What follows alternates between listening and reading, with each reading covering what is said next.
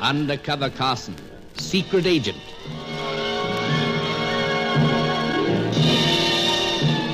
Operation Deathray, an assignment in Rio.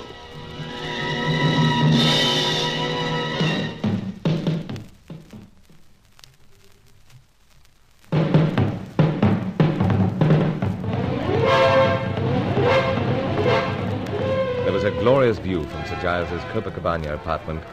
The enclosing mountains with their weird shapes, their picturesque names, such as Hunchback, Sugarloaf, Parrot's Beak.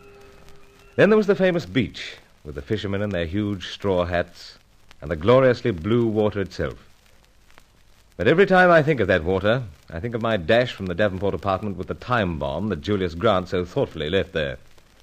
I waded in knee-deep and hurled it as far as possible. Some minutes later, there was a tower of spume and an explosion that took some explaining away when the Rio police arrived. Meanwhile, Grant had vanished from his usual haunts. Major Aubrey Dent was still in the city. Angelo had Sir Giles deeply concerned.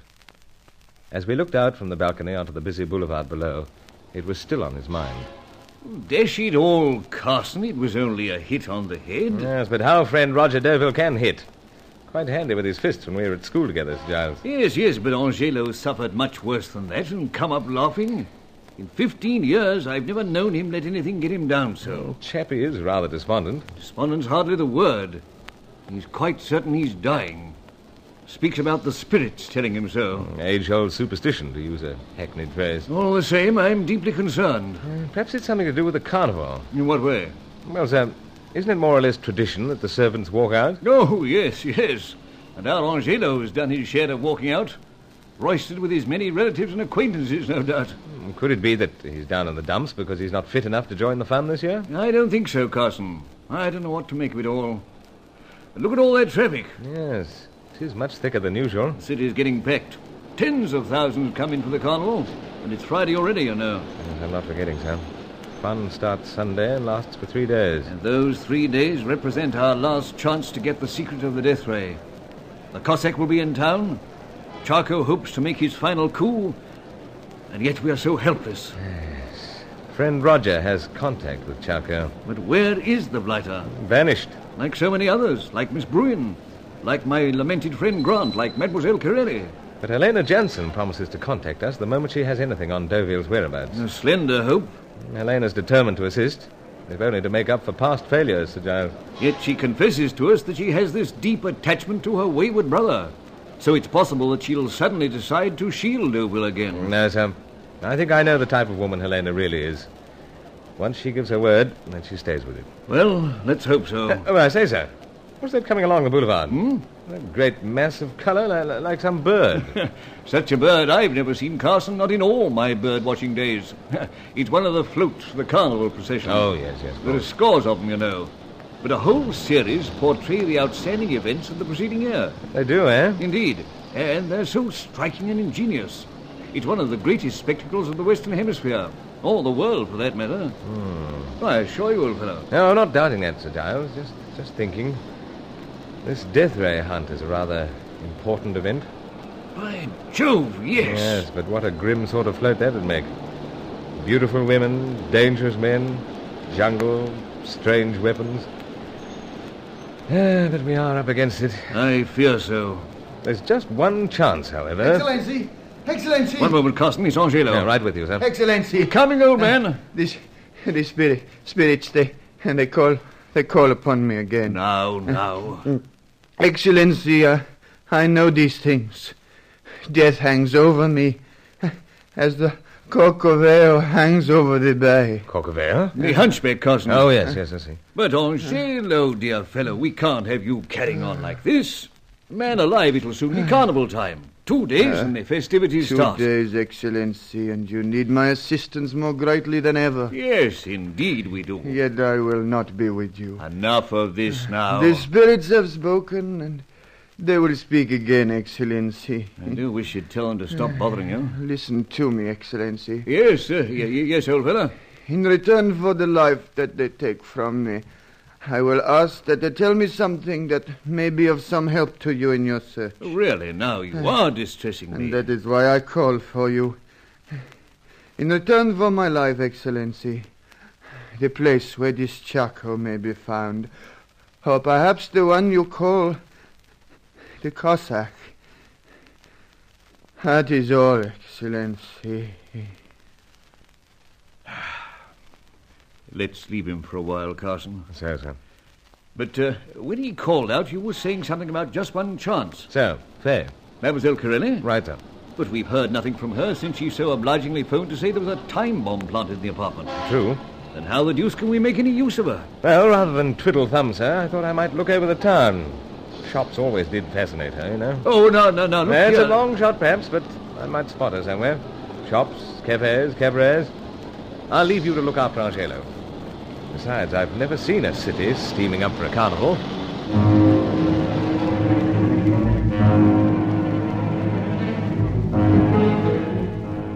And the old boy wasn't too happy about it, but something had to be done. So out I went, and the whole city certainly was tingling. Shops crowded, men gaily dressed, women with glowing eyes. Here and there you'd hear the cuica, the native drum that rose to a pandemonium when the festival reached its heights of abandon. The boulevards and pavements were crowded with a breathless throng, almost part of the dazzling sunlight. Mountains of flowers, curio sellers every few yards. Senor, brincos? No, thanks, no earrings. For senorita? No, thanks all the same. Un broche? No, old chap, not interested in brooch. Uma pulsera? No bracelet either. I was interested only in finding an extremely attractive French-Italian dancer, someone who was working against us for a group of international freelance agents, and was somehow caught up with the all-knowing Charco, one of the 6 scientists, the man who was on the brink of getting the full secret of the Deathray. I walked into many shops, then out onto the crowded footpaths once again. Still the souvenir sellers, the flower sellers.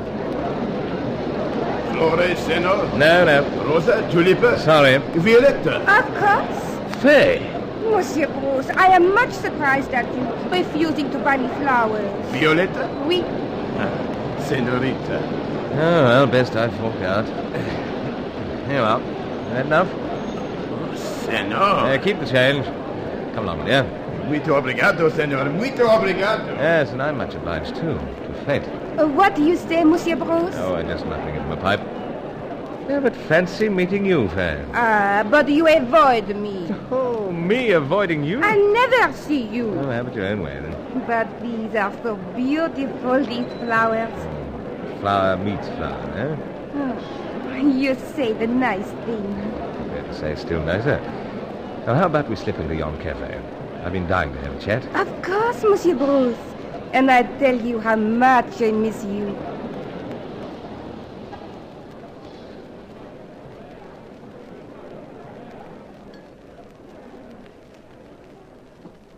Now, my dear, we haven't heard anything from you since that last phone call. And what is that? To Sir Giles' flat, about the bomb planted there. Oh, you make some mistake, Monsieur Bruce. So we're on to that again. But the warning was appreciated. Faye, why do you keep doing these things? You talk about the things of which I know nothing. Faye, you know and I know exactly what the carnival means to a lot of people. And you must realize that I'm growing desperate. Desperate? Oh, then at last, Monsieur Bruce, you do something about me, perhaps? Yes, I intend to. But this isn't much of a place to natter. We go to my apartment, perhaps. I show you the costume I wear for the carnival. Well, we'll go to your apartment anyway. Drink coffee and we'll be off.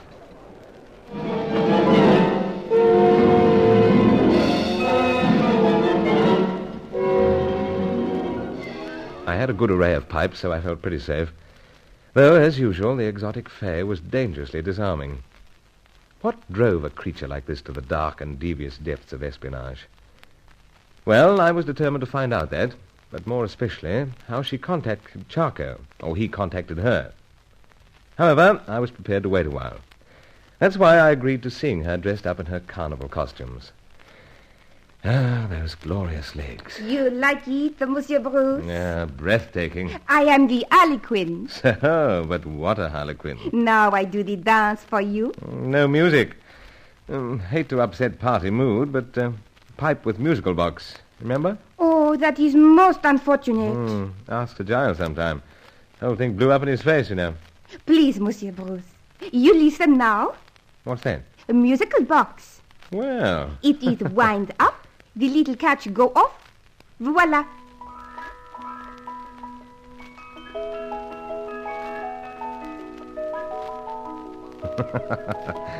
what sort of dance you do to that? In a moment I show you. But here, What's this? a box of cigarettes. Well, I smoke a pipe. Oh, but I got so accustomed to you with the pipe. Trademark. Collecting them a hobby. Please, for once, the cigarette. Oh, well, why not? Now I light it for you. Service plus. Fancy lighter? Here. It goes the first time, I bet. See? Bravo. Yeah, but don't singe eyebrows. That's got it. You smoke. I put down the lighter and the box. Now I dance.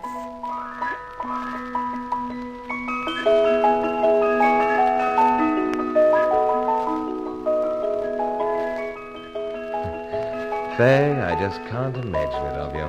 You not think my dancing good? Oh, divine. Then what is it? That you should do anything else but dance.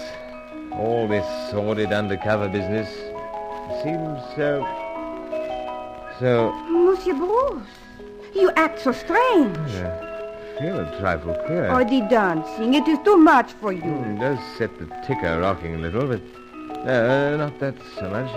Everything seems... Please tell me. You worry me so much. Must be the smoke, making everything hazy. I dance for you again and clear the smoke away. Oh, Monsieur Bruce, you throw the cigarette at me. Of course I do. Might have known it. Drugged. Some dance you led me. Oh, Monsieur Bruce! Monsieur Bruce!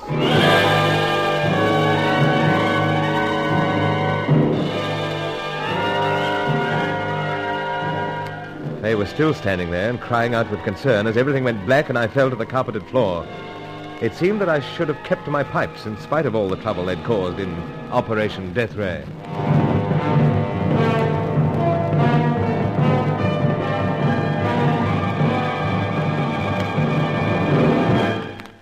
Join Lost in Brazil tomorrow for the next episode of Undercover Carson. Also visit our channel rumble.com/c/Lost in Brazil for more episodes like this, and visit rumble.com/c/GAR for more radio programs like this.